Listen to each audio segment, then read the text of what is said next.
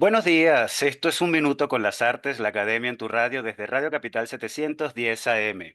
Hoy el conocimiento y la pasión por la cultura llegan a tus oídos gracias a nuestro equipo de conductores Susana Benco, Humberto Ortiz, Rafael Castillo Zapata y Álvaro Mata.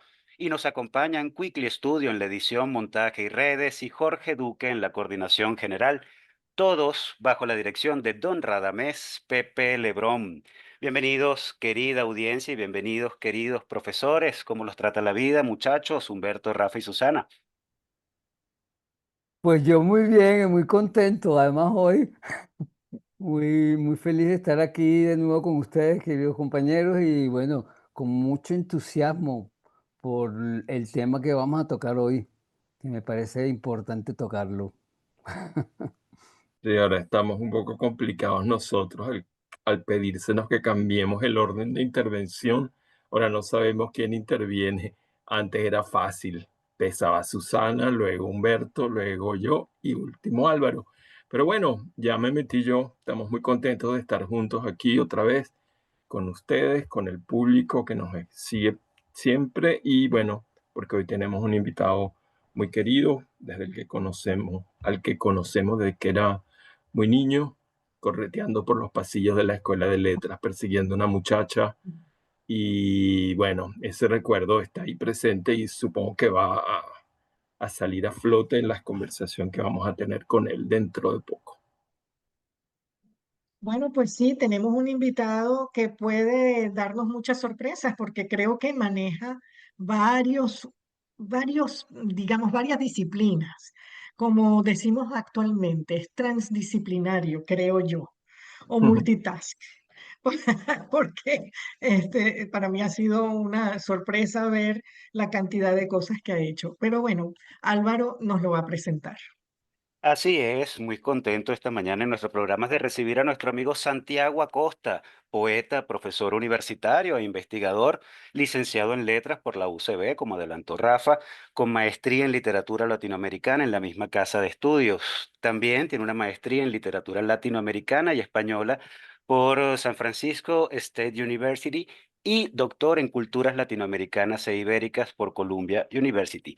Actualmente es profesor e investigador postdoctoral en SUNY Old Westbury. Santiago, además, es profesor asistente en el Departamento de Español y Portugués de la Universidad de Yale, donde es miembro del Comité Directivo de Humanidades Ambientales. Trabaja en la literatura y también en las artes visuales modernas y contemporáneas de América Latina, con un enfoque en las respuestas culturales al extractivismo, las economías petroleras y la crisis ambiental. Su investigación combina pues enfoques de estudios culturales, economía política y teoría ambiental. Santiago también es un poeta galardonado. Su poemario El próximo desierto ganó en 2018 el premio de literatura José Emilio Pacheco Ciudad y Naturaleza, otorgada por la FIL, la Feria Internacional del Libro de Guadalajara, y el Museo de Ciencias Ambientales de Guadalajara también. Y además sus poemas seleccionados aparecieron en 2024 con Visor Libros bajo el título de La Desesperanza. Muy contento de recibir a nuestro amigo Santiago Acosta en Un Minuto con las Artes. Bienvenido. Muchísimas gracias, Álvaro, y un placer verlos a todos, caras conocidas, gente con quien he tenido contacto y con quien hemos colaborado. Y pues buenísimo estar aquí en su programa. Vale, contentos nosotros de tenerte, querido Santiago. Eh, nada, antes expresé mi alegría por tener la juventud en casa. Juventud divino tesoro, porque además viniendo de donde vienes, de ese centro donde irradian todas las nuevas tendencias y cada año cambian las tendencias y se resemantizan y lo que uno creía que sabía al leer las revistas indexadas, te das cuenta que no sirvió para nada o que ya no ha sido trascendido, complicado con otras cosas. Por eso empiezo a conversar contigo con un poco de miedo, porque probablemente estoy absolutamente desactualizado. Como me corrigió por ahí una colega cuando hablé de colonialismo y me equivoqué porque ya no se habla de lo decolonial, sino de otra cosa más ayornada, digamos, y la desconozco porque hace tiempo que estoy fuera de esa, de ese vórtice de las transformaciones del mundo cultural y sobre todo el mundo cultural norteamericano. En cualquier caso, cuando yo leo tu poesía, que yo te he seguido desde muy joven, desde tu primer libro, desde de tu tesis también, de literatura, de licenciatura, de ese Detrás de los erizos, ¿verdad? Cómo se ha ido transformando tu voz desde ese primer libro hasta las últimas cosas que encontrábamos en esa antología que acaba de aparecer en Visor, y en esos libros fundamentales que son, ¿cómo se llama este libro? Publicado por El Cuaderno de Otra Parte, ¿verdad? Que es un importante viraje en tu voz, si se quiere así, que tenía un antecedente en una plaquete dedicada a Caracas, muy interesante, del año 17, ¿no? Y así, bueno, hasta lo último que escribiste, El Próximo Desierto, del año 19, ha habido una transformación de la voz. Y bueno, yo siento cuando leo esa última poesía tuya, que es una poesía bastante narrativa, bastante, eh, digamos, enumerativa de acontecimientos, de paisajes, fundamentalmente urbanos, pero desde una perspectiva quizás un poco apocalíptica. Yo pienso inmediatamente, para que veas qué viejas son mis referencias, pienso en Whitman, pienso en Ginsberg, ¿verdad? En los poetas de San Francisco, en Kerouac, en Cormac McCarthy, incluso pienso en Mario Bellatín, pero quizás Acosta pueda revelarnos otros ámbitos, otros ecos, otros puntos de resonancia que desconocemos, de dónde viene el, el Santiago de hoy. Y yo quería, para iniciar este encuentro con el poeta, y para que el público también se familiarice con la voz del poeta, quería leer un poema de su primer libro, Detrás de los erizos, que recibió también un premio de, ¿cuál era ese premio? Concurso anual para autores inéditos de Monte Ávila del año 2007, mención poesía. Es decir, que este muchacho nació, como se decía antes, también enmantillado, y su primer libro es premiado, es un autor premiado al nacer al ámbito de la poesía. Y este libro es un libro que está muy vinculado, sin duda alguna, a un tipo de poesía que cultivó de manera particular en Venezuela el poeta Luis Alberto Crespo. Las resonancias crespianas en este primer libro son evidentísimas y reconocidas por el propio Santiago. Una poesía contenida, una poesía de imágenes cortantes, ¿verdad? Muy concentrado el poema, muy breve, pero como un chispazo de visión muy contundente. Después va a derivar esa manera de construir el poema hacia un poema mucho más abierto, podríamos llamar un poema desparramado. Si aquí había un poema contenido, vamos a ver un poema que se desparrama. Por eso pensaba en Whitman o en Ginsberg, ¿verdad? En una dicción acumulativa, enumerativa, de acontecimientos, siempre con imágenes muy contundentes que a veces bordean el plano de lo surrealista por su calidad muy peculiar, ¿no? Voy a leer apenas un texto lo tenía por aquí muy claro, ahora ya lo perdí. Mm, Tu reflejo trepa hacia el ojo de lo desarmado, que atraviesa sin curso como el agua al agua, se levanta redondo, parece una herida que goteara espigas sobre tu boca abierta. Bueno, esto es uno de los poemas de Detrás de los erizos. Claro, nos sorprende con esa imagen final de una herida que goteara espigas sobre tu boca abierta. Esas analogías, esas asociaciones inesperadas que cultivó mucho la poesía surrealista, son una constante también en la poesía de Acosta, en esta poesía contenida, esta poesía de la brevedad, si se quiere, del relámpago expresivo, también va a continuar en sus grandes poemas, digamos, de largo aliento, dirían en otro momento. Y yo quiero leer uno de esos, porque lo podríamos poner en relación con algo que Gustavo Guerrero dice en, en la, en la edición de La Desesperanza de esa antología del año 24.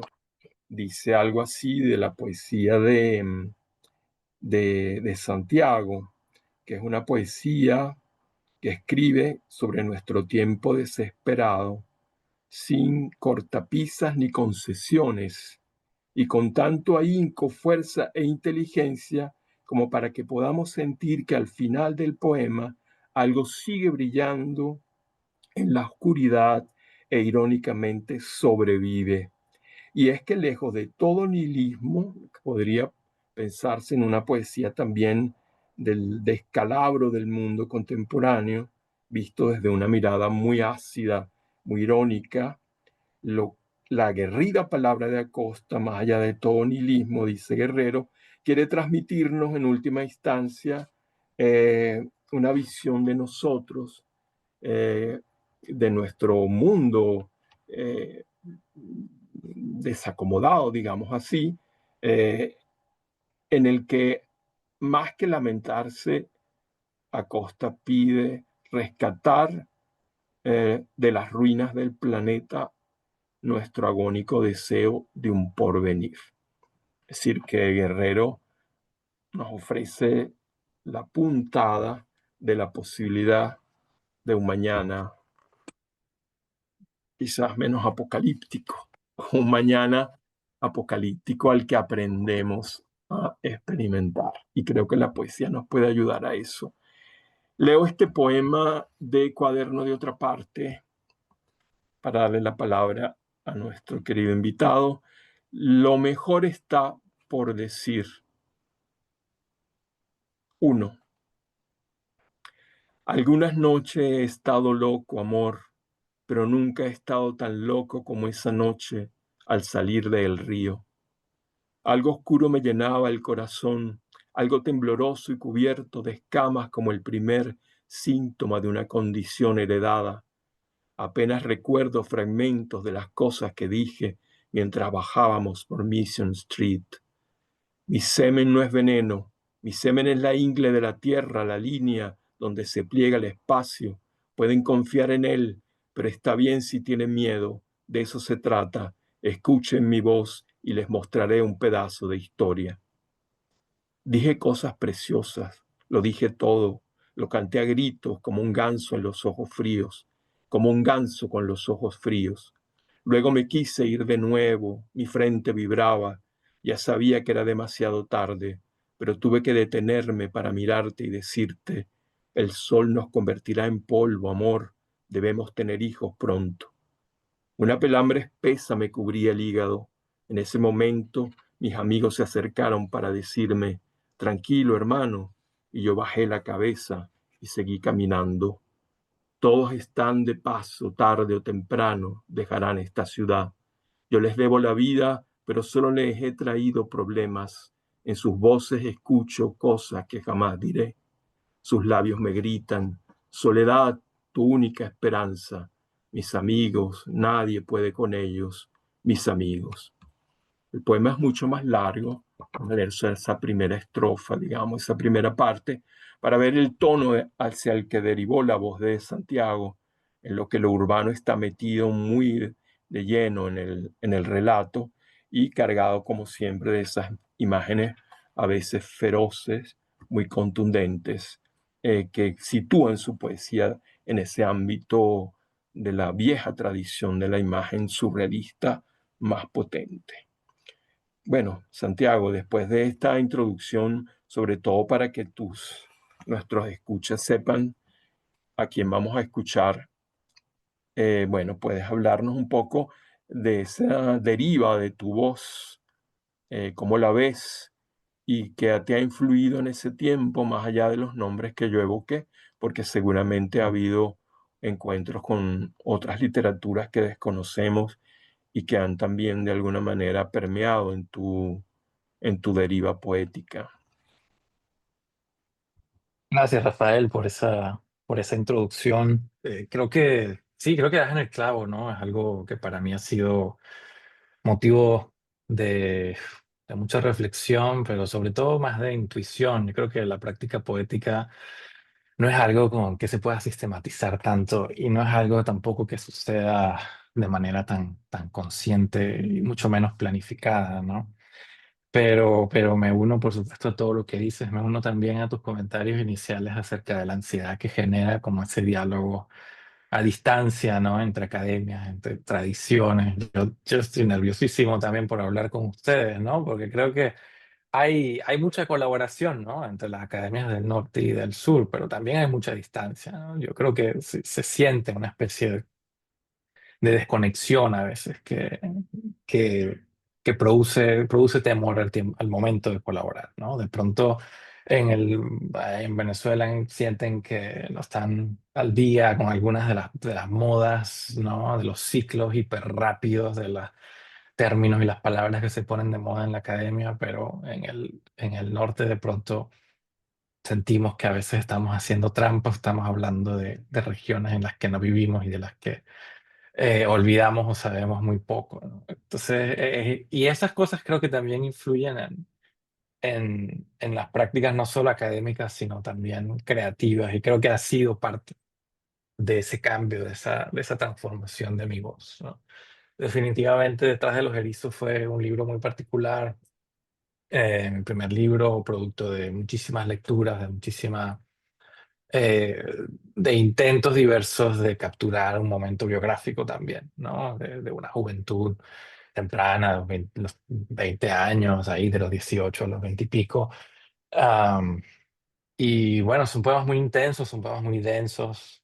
Estaba leyendo, por supuesto, como mencionaba Rafael, muchísimo a Luis Alberto Crespo, a toda la poesía venezolana, poesía, bueno, a Igor Barreto también, a gente como Rojas Guardia, Armando Rojas Guardia, Sánchez Peláez, pero también muchísimo Paul Celan, a partir de un seminario que tomé con Rafael, por cierto, ¿no? Y Celan quedó como, para mí, una influencia clave de esa época y todavía como uno de los poetas que más admiro y que más disfruto leer. Entonces, Detrás de los Erizos fue esa condensación, no solo de lecturas, ¿no? No solo de influencias, no solo de diálogos de diálogos literarios, sino también con el paisaje de mi país, ¿no? Con cosas que estaban pasando. Bueno, el mismo título, Detrás de los Erizos, tiene mucho que ver con los paisajes de la costa venezolana, del litoral, ¿no?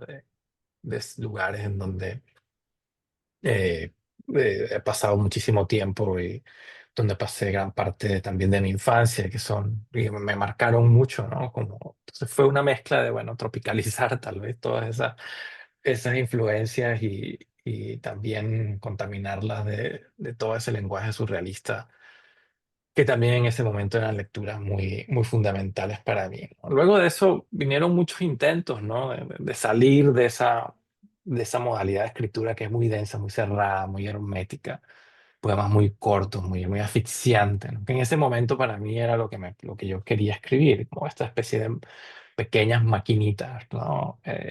Donde cada palabra me pasaba, no sé, días, meses, ¿no? Intentando encontrarla y quise mantener todo muy cerrado, ¿no? Pero que resultó ser un ejercicio a la larga muy asfixiante. Me pasé muchos años intentando transformar eso, ¿no? Varios poemarios que no terminaron siendo nada, ¿no? Pero que que luego transformé en otra cosa, ¿no? En la antología La Desesperanza, que acaba de publicar Visor, aparece un libro que se llama Diagonales, de 2010, 3 años después de Detrás de los Erizos. Ese apareció en una revista, en realidad, no se publicó como libro, apareció en la revista Babel, que dirigía Juan Riquelme.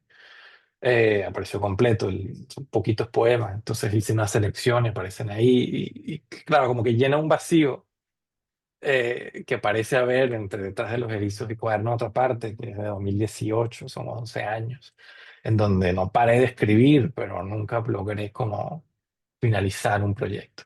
En medio de ese proceso me voy de Venezuela, primero a San Francisco, donde estuve 2 años, y ahí por supuesto caí de lleno, hundido, empantanado en toda la tradición que mencionaba Rafael de los poetas beat, ¿no? Por supuesto, Ginsberg también, toda la poesía de Estados Unidos, Whitman, pero otros poetas beat un poco más raros, como Bob Kaufman, como Peter Orlovsky, que era la pareja de Ginsberg y que ha sido opacado, ¿no? En la historia de los poetas beat también, que es un grupo de poetas muy, son todos, casi todos hombres, ¿no? Excepto el de Diane di Prima, que también se le lee poco, pero que es muy buena, ¿no?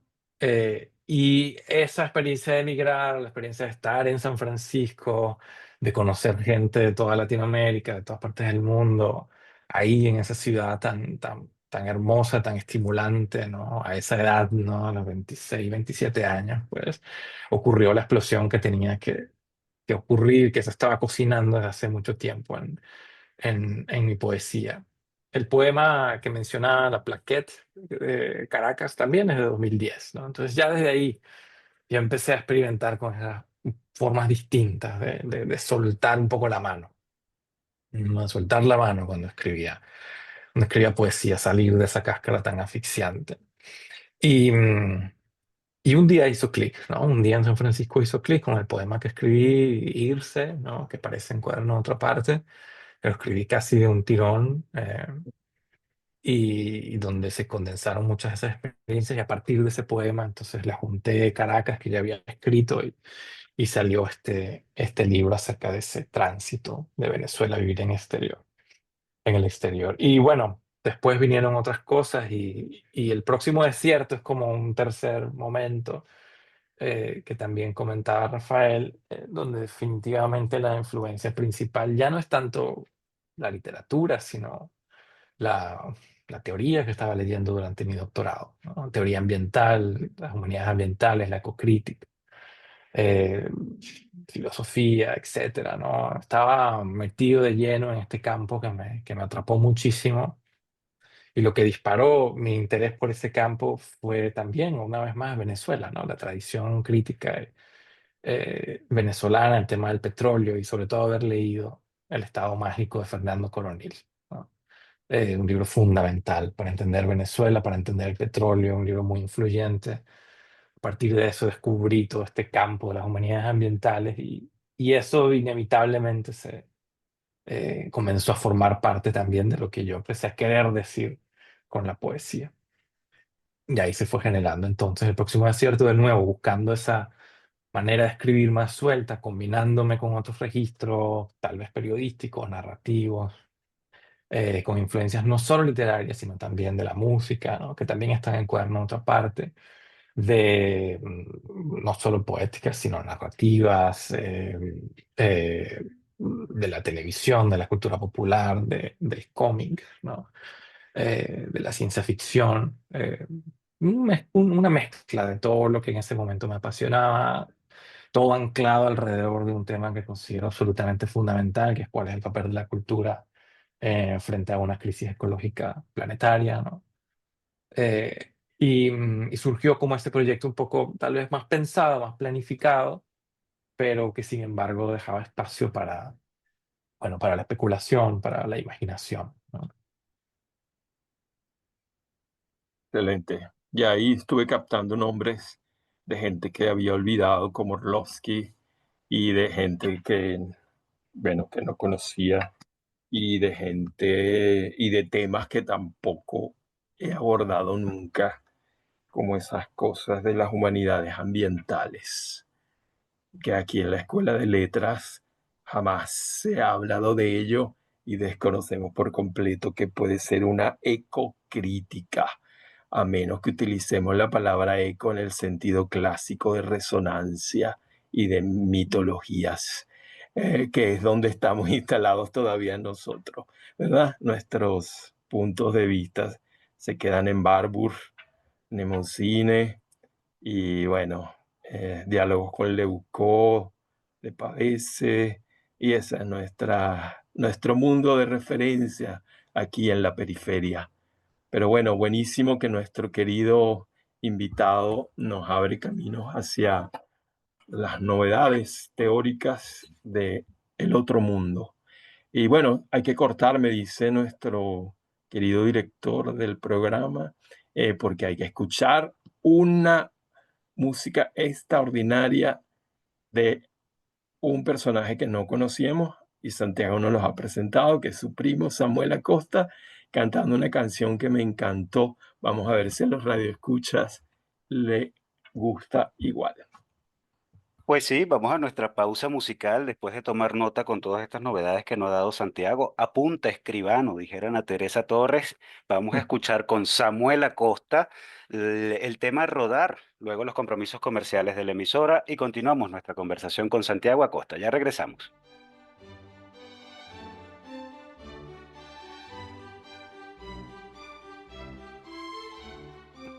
Regresamos, amigos oyentes, después de haber escuchado nuestro tema musical de esta mañana, Rodar, con Samuel Acosta y los compromisos comerciales de la emisora, y continuamos nuestra conversación con Santiago Acosta. Humberto. Hola Santiago, ¿cómo estás? Qué gusto tenerte aquí y bien rico toda la conversación que tuviste con Rafael. La verdad es que ilustran muchísimo y dan mucho material para uno elaborar y buscar y trabajar e indagar. Eh, pero yo quisiera tocar algo mucho más personal y mucho más sensación que tuve yo cuando me puse a leer para este programa tu poesía, todo el trabajo, la antología que leí, o sea, las distintas cosas que leí, todo lo que busqué. Y ahí hay una sensación que me deja a mí como, yo no sé cuál es la palabra, pero como en novedad, una sensación novedosa ante la poesía que me provocó la lectura tuya. A veces tú ves la sensación de que no hay destino, que no hay desamparo, que todo es un desamparo, que como dice la antología, tu libro de antología, un desamparo, que todo se deshace. O sea, las imágenes que tú vas narrando, tus poemas son como narraciones, y vas narrando una imagen y vas narrando otra imagen, en imágenes corticas, otra imagen, y con toda esa narración vas echando todo un cuento como si hubiera una transición anímica. Y uno se va metiendo en esa transición y tratando de ver los matices de esas transiciones que va dando, y a veces te sorprende con una especie de aforismo que te toca y sigues a la otra imagen, te va tocando, y después se acaba el poema y uno se queda aquí como en agua, como sin saber para dónde agarrar, como así exactamente desamparado. Uno se queda así como, bueno, ¿y ahora qué hago yo con todo esto? ¿Dónde estoy yo ubicado? ¿En qué sitio? Cualquier cosa que dentro de la lectura me hubiese dado una posibilidad como la poesía moderna, que me abría a una posibilidad chévere, o una posibilidad incluso dentro de la poesía. Contigo no me pasó. O sea, esa idea de que la poesía nos va a salvar, ni siquiera veo eso cuando leo tu poesía. La poesía no salva nada. Es la pregunta que te quería hacer. No hay salvación. Lo que siento, la sensación que tengo, es que contigo llegamos a un llegadero. Llegamos al llegadero. Contigo yo llegué al llegadero. Yo no tengo posibilidades aquí de dónde agarrarme, ni siquiera de la poesía. Claro, vuelvo a leer el poema o leo el siguiente y vuelvo a entrar en ese juego de transiciones y vuelvo a caer en ese desamparo. Vuelvo acá. No sé, te lo quería comentar porque me cuesta trabajo. Yo soy moderno, yo soy de un siglo pasado. O sea, a mí yo todavía creía hasta ti, hasta leerte a ti, en la posibilidad que lo único que nos salva es la poesía. Pero también me pregunto, la pregunta que me hago yo, Humberto, bueno, ¿y qué importa? ¿Qué importa si no tengo salvación o si no hay salvación? Que seguimos viviendo, porque lo interesante es que tu poesía sigue viviendo y sigue peleando, porque es crítica, es crítica, es crítica, es crítica. Una crítica que reconoce que no va para ningún sitio, pero sigue siendo una poesía crítica, golpeando y golpeando y golpeando una realidad ¡pah! Que nos hace más padecientes. Nada, esa es mi reflexión y te la quería comentar, Santiago. No, muchísimas gracias. Me encanta conocer tu lectura y que la hayas descrito así de manera tan clara, ¿no? Y tan vívida. Es algo que rara vez tiene uno acceso como a alguien que te explique como realmente qué sintió leyendo el libro, leyendo los poemas, ¿no? Eh, Creo que todo lo que mencionas tiene, o sea, son cosas que he reflexionado, son cosas que tienen mucho que ver con mis libros, con mi aproximación a la literatura, al estudio de la cultura también, ¿no? La pregunta acerca de si la poesía puede salvar o no el mundo, o qué puede hacer la poesía frente, ¿no?, a las crisis y a los retos del presente. Es una pregunta muy válida, pero hasta cierto punto tal vez injusta, ¿no? O sea, ¿por qué se le Sí. hace a la poesía esa pregunta y no, no sé, al fútbol? Por ejemplo, ¿No? yo Es adoro el como... fútbol, ojo. Es una carga tan pesada, ¿no? Es una expectativa como que si no somos capaces de responder a esa pregunta de manera convincente, entonces, ¿qué estamos haciendo, no? Y yo, por lo general, como tú puedes dar cuenta, evado la pregunta, ¿no? Porque precisamente me parece que va por otro lado, ¿no? La poesía va por otro lado. Sí es muy relevante la pregunta de, bueno, ¿qué pasa con la esperanza, ¿no? ¿Qué pasa con las posibilidades que la poesía puede abrir para el lector o no?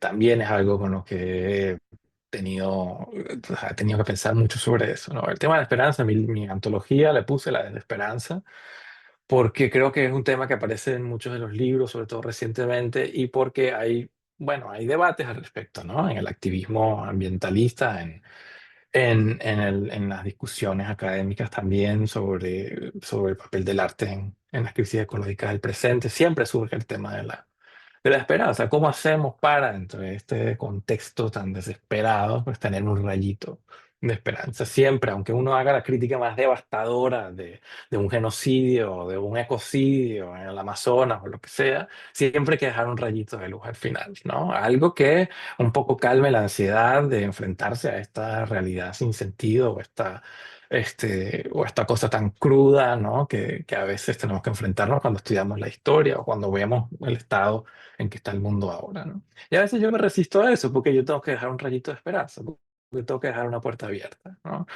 Eh, no, o sea, de pronto el papel de alguna poesía, de algún discurso, ¿no? Es generar pánico, ¿no? Como dice Greta Thunberg, ¿no? Dice, I want you to panic. Claro, quiero que tengan pánico, quiero que vean que estamos ante una situación bastante difícil y que tenemos que saltar un poco de la silla, ¿no? Eh, pero claro, esto no quiere decir que no haya que tener esperanza o que la esperanza no sea válida, sino que de qué tipo de esperanza estamos hablando, ¿no? Es la esperanza de que, bueno, yo tengo esperanza, confío en que las cosas se van a arreglar, alguien vendrá a arreglarlas, ¿no? O es una esperanza que asume que es difícil tener esperanza, que es un reto, que hay que tener esperanza, pero tiene que ser una esperanza agresiva, ¿no? Tiene que ser una esperanza como dice un escritor, China Miéville, un escritor, bueno, que ha escrito, tiene muchos libros sobre este tema, dice, debemos aprender a tener esperanza, pero una esperanza con dientes, ¿no? Una esperanza con garra, con colmillos, ¿no? Entonces no puede ser simplemente, yo tengo esperanza, tranquilo, todo va a salir bien, sino, ok, una esperanza activa, una esperanza, estamos haciendo algo, así sea, bueno, hablar de estos temas en nuestras clases, con nuestros estudiantes, ¿no? Que es básicamente eh, mi espacio donde sé que puedo hacer algo, ¿no? Puedo marcar algún tipo de diferencia. Entonces, bueno, sí hay un poco eso que sentiste leyendo esos poemas, Humberto, me parece que está cerca de lo que yo quise lograr, ¿no? Crear una especie de desorientación, de necesidad de, bueno, tengo que salir de esta maraña de alguna forma. Y este libro no me ha traído un rayito de esperanza que me devuelva a mi tranquilidad, a mi pasividad anterior, sino que me revolvió de algo, ¿no? Eh, Creo que va por ahí. Bueno, Oye, creo que voy a tomar esa idea. vale, No sé si querías perfecto. completar algo, No, Humberto. quería solamente decirle a Santiago que bueno, yo me quedo aquí en este sitio, no sé si esperando, porque la esperanza también es una sensación que me asusta mucho, la ilusión de la esperanza. Pero bueno, eso lo dejamos para la próxima conversación. Rafael Cadenas dice que el que espera no vive. ¿Mm? Pero es curioso que se hable de la esperanza y tu libro se llame La desesperanza. Bueno, en todo caso, esa sensación que tuvo Humberto, de alguna manera yo también sentí una realidad que parece sobreponerse por encima y aplasta, o sea, es aplastante. Entonces se destruye, se contamina, bueno, se mercurializa, en fin, el tema ecológico es contundente y leyéndote sentí eso, pero entonces también me llevé otra sorpresa que no lo sabía, lo descubrí justamente leyendo para este programa, es tu relación con las artes visuales, que no sabía que la tenías de esa manera y que participaste en el libro que editó Ana Lenzo, que es una artista bueno, que tiene un trabajo interesantísimo porque es una mezcla de trabajar esos temas tan fuertes como este desastre, vamos a decir, ecológico que roza lo político, que, en fin, en todo un engranaje de situaciones que genera desastre, pero a la vez la obra de ella, que digamos son instalaciones que trabajan lo precario, pero a la vez muy tecnológico como para animar lo precario, para hacernos ver de una manera distinta eh, todo ese contenido tan crítico. Y entonces tú participaste en ese libro con uno de los poemas de La Desesperanza. ¿Y cómo fue que se dio eso? Simplemente me gustaría saber cómo es tu relación con las artes visuales. Sé que escribiste un ensayo sobre ella y Esperanza Mayor, no lo he leído, no lo he conseguido, pero cuéntame esa relación que se ve que es estrecha, porque mm, yo trabajé en un cierto momento algo de la obra de Ana y veo que hay unas coincidencias notables entre lo que tú escribes y lo que ella apunta con su trabajo plástico, visual. Sí, sí, de acuerdo. Qué bueno que conoces este libro y que conoces el trabajo de Ana Lenzo y de Esperanza Mayore, que a mí No me dije el parece nombre del fascinante. libro, pero creo que es Ah, importante. Es importante que diga el nombre del libro porque siempre me pareció tan extraño como nombre que se llama Lo que la mina te da, la mina te quita. Bueno, te doy la palabra, ya con eso exacto. creo que Sí, se el dice título mucho. viene, es un dicho de los mineros en Mm, en el Amazon, ¿no? Bueno, para hablar un poco de esto, cómo la mina te puede traer riquezas, pero también te puede matar en un accidente o te puede llevar por el camino de la ruina, ¿no? Eh, sí, bueno, Ana estaba trabajando en este proyecto, pero todavía no tenía muy claro qué quería hacer, si quería hacer un grupo de trabajo, si quería hacer una exposición, si quería hacer algún otro tipo de objeto, algún tipo de proyecto, ¿no? Y nos contactó a varias personas que estábamos trabajando temas ambientales, investigadores, artistas, escritores venezolanos, ¿no? Y que sobre todo habíamos participado en algo que tuviera que ver con el problema del arco minero del Orinoco. Entonces, bueno, a lo largo de muchas conversaciones surgió la idea de hacer un libro, ¿no? Que Ana decidió editar, y quedamos en que yo, una manera de contribuir para no hacer otro ensayo más o para no añadir una lectura crítica demasiado pesada, pues era escribir un poema acerca de lo que yo quisiera, pero que sucediera en este contexto y que dijera algo del conflicto, ¿no? Y bueno, decir un poco es una representación, bueno, bastante, ¿cómo se dice? Sí, un poco cínico, ¿no? Como muchas cosas que escribo, pero que intentan generar una reflexión en donde, bueno, aparece una figura, poema muy narrativo también, se llama La Selva de Azogue. Hay una figura que es como un ambientalista, pero un ambientalista clásico, un ambientalista que como que, que se toma demasiado en serio como la separación entre humanos y naturaleza, o que asume que hay una separación entre humanos y naturaleza y no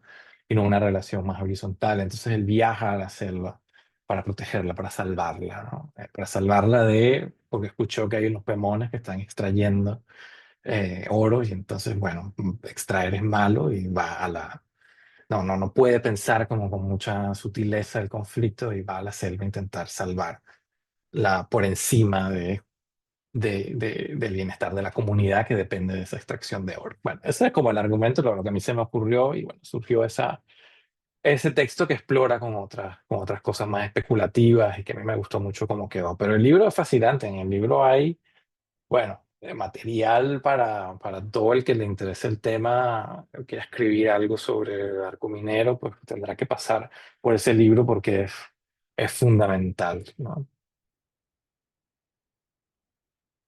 Es un libro además muy interesante gráficamente y yo simplemente lo vi, no lo tengo, lo vi el año pasado y sin duda es un libro muy importante. Y bueno, celebro mucho que haya habido esa coincidencia, tal vez no es la palabra, pero sí afinidad. Correspondencia Correspondencia, ese es el término, sí. bodeleriana. Yo tenía aquí varias cositas sobre la poesía, pero como para armar el panorama más amplio del retrato de Santiago, me gustaría, Santiago, que hablemos de tu manuscrito Somos como el petróleo, una ecología del boom cultural venezolano que ofrece una mirada innovadora al postular la cultura, específicamente la literatura y las artes visuales, como un agente de cambio ecológico, y esto lo cito textual, en el contexto de las transformaciones ambientales del boom petrolero en Venezuela. Esa es una perspectiva que desafía la idea de que la cultura es un mero reflejo de su entorno. Hablemos entonces de este proyecto Somos como el petróleo, una ecología del boom cultural venezolano. ¿De qué se trata? ¿Cómo dirías que este enfoque que vincula lo simbólico con lo material redefine el papel del artista y el escritor venezolano en el siglo XX? Ujú.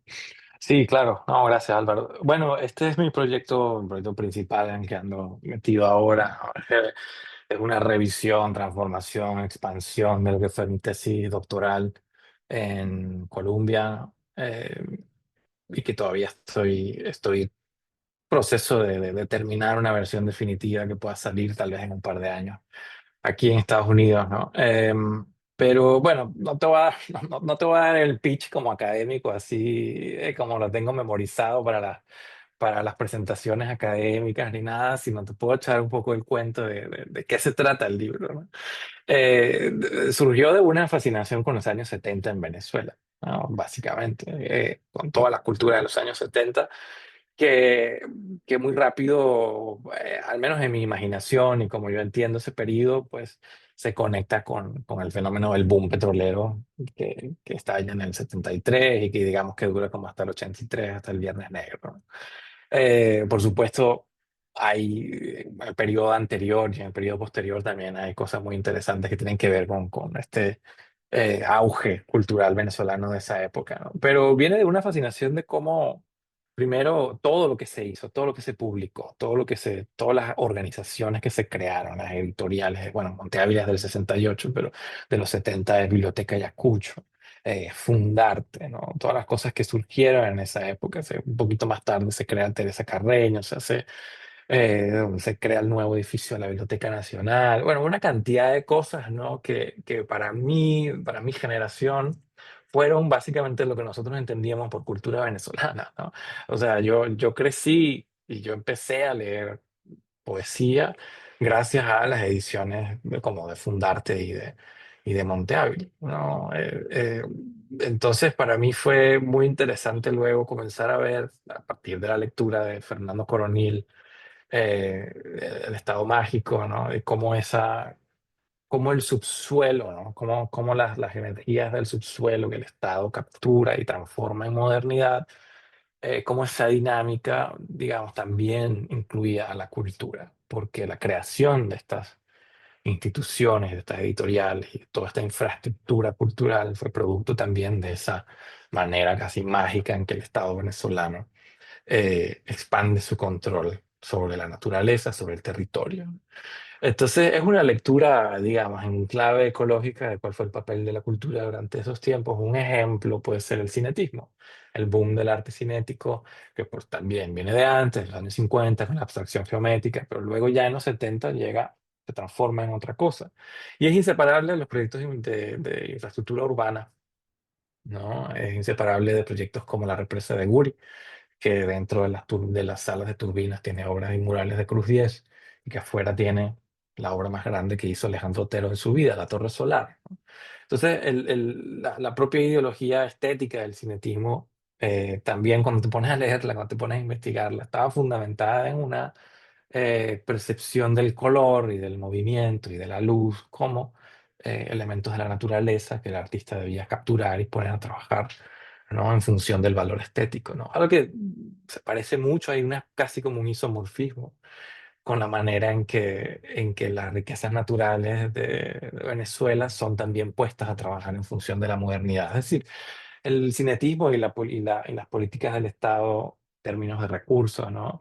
Eh, tenían muchas cosas en sintonía. El cinetismo, no estoy diciendo que era algo subordinado al proyecto modernizador del Estado, pero me llama mucho la atención, ¿no? Que participó activamente en las infraestructuras físicas que se construyeron durante esa época en el país, pero también, ¿no? Como que se adaptó y tenía como una relación muy cercana con esa ideología extractiva del Estado petrolero, ¿no?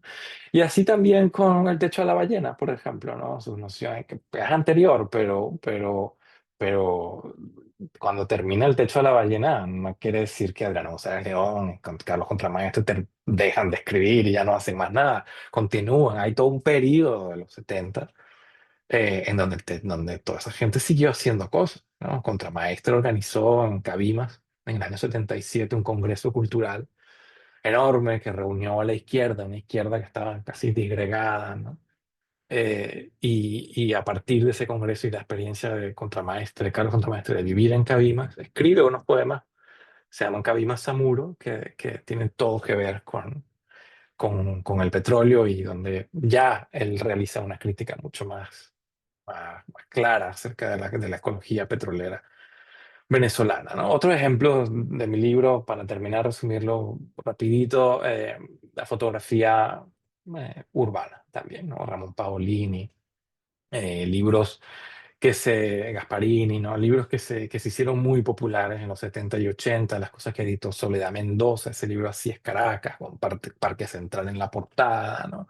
La fotografía empieza a cumplir un papel en esas transformaciones del espacio, ¿no? Empieza a, bueno, enseñar, digamos, al lector a cómo ver la nueva ciudad, ¿no?